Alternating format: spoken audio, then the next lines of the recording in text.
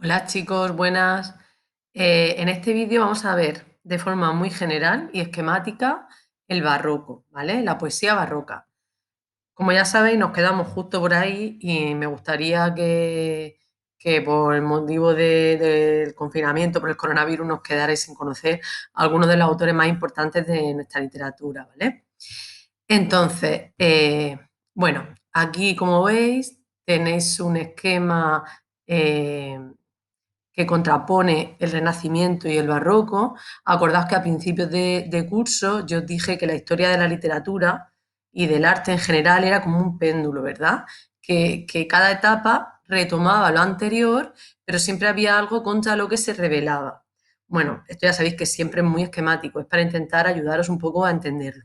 Entonces, si os dais cuenta, cuando hablábamos en el Renacimiento, en la poesía y luego en la prosa, decíamos que había una concepción vitalista y optimista del hombre. Pues frente a esto, en el barroco nos vamos a encontrar con una concepción pesimista de la vida y un desengaño.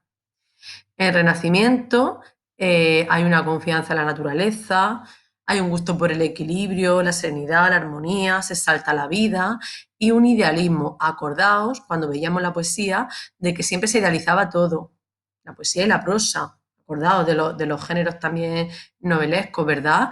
De los subgéneros. Se idealiza todo, ¿verdad? La novela pastoril, la novela bizantina y en la poesía, pues el ideal de belleza, el amor, todo es maravilloso. En el barroco, por una serie de motivos que vamos a ver ahora, también muy influido por el contexto, vamos a ver que no, que es justo lo contrario. España está en una crisis impresionante y entonces todo ese idealismo se va a volver a un realismo, una exaltación de la muerte, gusto por la exageración y desconfianza y desengaño hacia todo. Bueno, aquí tenéis el contexto histórico, entonces os lo leéis detenidamente, ¿vale? El siglo XVII, que es el siglo barroco, es el segundo siglo de oro. Ya sabéis que se llaman a los siglos XVI, que es el Renacimiento, y XVII del barroco, los siglos de oro de la literatura, porque es el momento en el que más proliferan los autores más importantes de nuestra época, o sea, de nuestra época, no de nuestra literatura, perdón.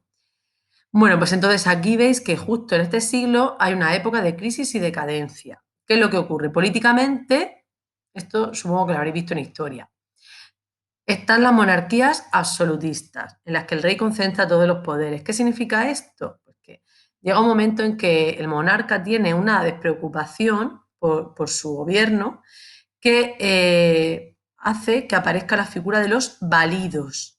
¿Quiénes son los validos? Los validos, esto supongo que lo habréis visto, era como una especie de gobernante en realidad, era la persona que en realidad hacía y deshacía todo lo que el rey se supone que representaba, ¿vale? En realidad el rey era como una especie de monigote, de muñeco, pero siempre delegaba en los validos. Entonces es una época de corrupción, de intriga, todo eso supuso que hubiera una bancarrota, una crisis económica brutal. En esta época aumentan las diferencias entre los estamentos sociales que ya estaban antes, ¿vale? Aquí aparece, pone que aparece la figura del pícaro. Ya sabéis que en el Renacimiento ya estaba con el Lazarillo, que es un poco cuando aparece la novela realista, la novela moderna y el pícaro, y aquí todavía pues, se produce de forma más fuerte. Y también la figura del hidalgo y de la apariencia y del engaño. Entonces, relacionado con todo este contexto, ¿cómo va a ser la mentalidad del barroco? Pues hay un profundo sentimiento de inestabilidad que lleva al pesimismo y al desengaño. Un gusto por el artificio y el desequilibrio que derivan de la escéptica visión del mundo. Búsqueda de nuevas maneras de expresión, dinamismo, complejidad de las formas, exageración expresiva, grandiosidad y acumulación. Se desconfía de la naturaleza humana, el mundo es un engaño. El barroco es la época del desengaño, la época del pesimismo. Bueno, todos no, casi todos los autores de esta época van a ver que el mundo es como si fuera una especie de teatro, que nada es lo que parece.